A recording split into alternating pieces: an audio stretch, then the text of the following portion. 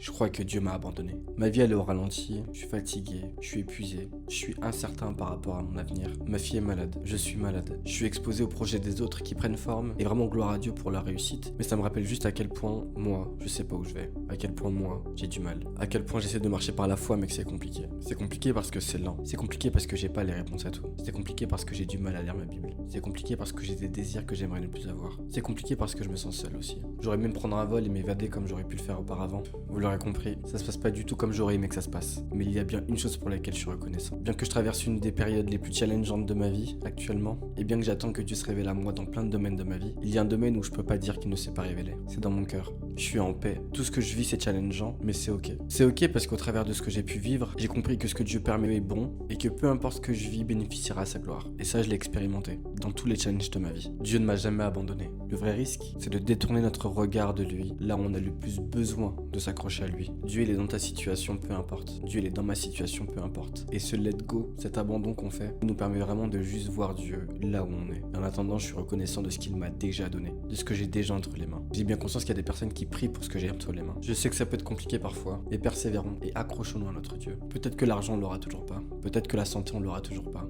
Peut-être que cette famille on l'aura toujours pas. Peut-être que ce travail on l'aura toujours pas. Mais s'il y a bien un truc qu'on aura toujours, c'est sa présence et tout le refuge qu'il nous offre. Alors ne passons pas à côté de cette puissance surnaturelle de Dieu, qui peut être le calme durant nos tempêtes, qui peut être notre joie dans le noir.